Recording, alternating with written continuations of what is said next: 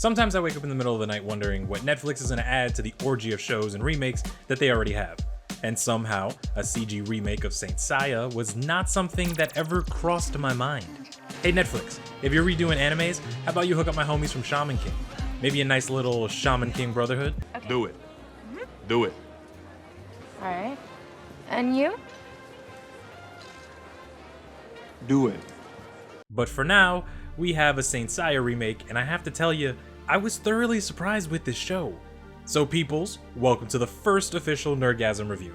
I say official because Into the Spider-Verse was a test, but you should totally go watch it. Okay. Do it. The story itself is solid, if not a little bit slow. If you've seen the previous Saint Seiya iterations, then you're ahead of the game, and can keep up with the fact that they're doing 2 different arcs in 12 episodes. Not anything to really brag home about, but not the worst thing I've seen. For a CGI remake of an old series that I only watched because I was born broken and watched Saint Seiya on the late night Toonami block, it looks beautiful. I'm not the biggest fan of CGI animes. I don't know if you've seen Berserk, but I don't particularly like the anime adaptation, so when I saw this, I kind of struggled to walk through that door. Visually, CGI is hit or miss, and somehow, this show makes it do both.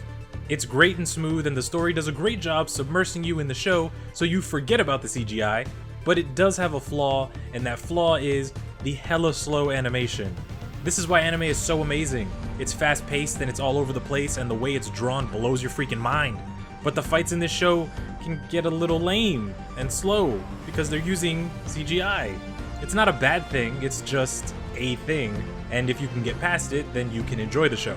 Honestly, if you grew up watching anime when high quality was barely 480, or if you watch Super Sentai and go, that's a good show, this level of CGI is nothing.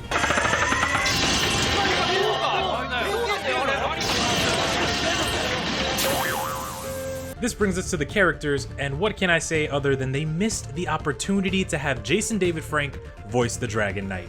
The man had his own theme song on Power Rangers. Why would you not give him every dragon character role ever?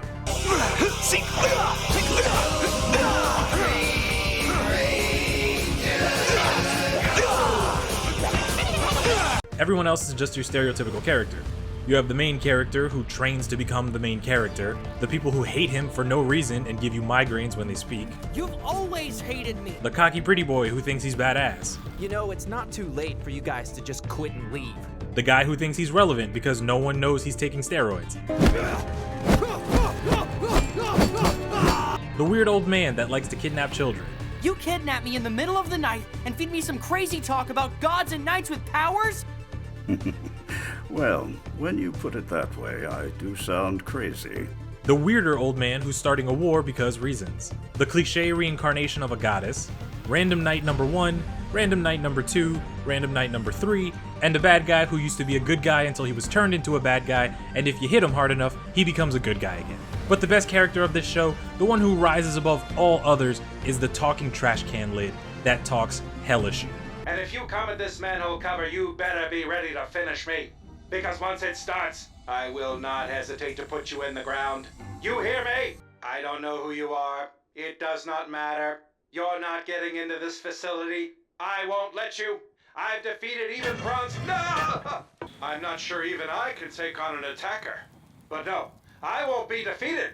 As you may have heard, I can defeat even bronze. This trash can lid is precious, and if it dies, I will storm Netflix, and if I fail to get my new show greenlit, I will tear it down.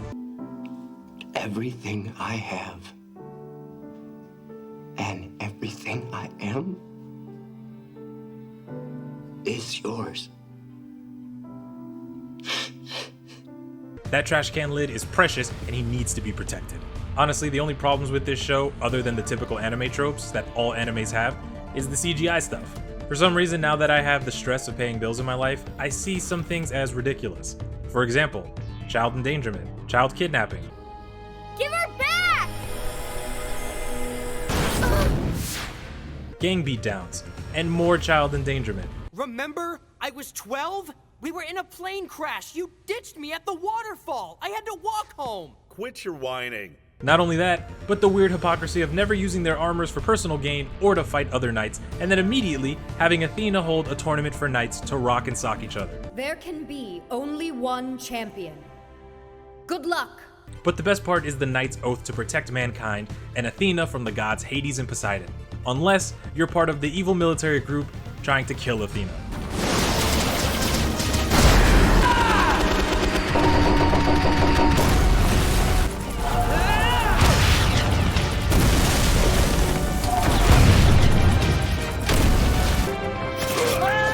At the end of the day, the show isn't exactly what I was expecting, and I know that Netflix was trying to hit the nostalgia nerve of fans, but fell a little short. Pokemon, gotta catch 'em all. It's you and me. I know it's my destiny, Pokemon.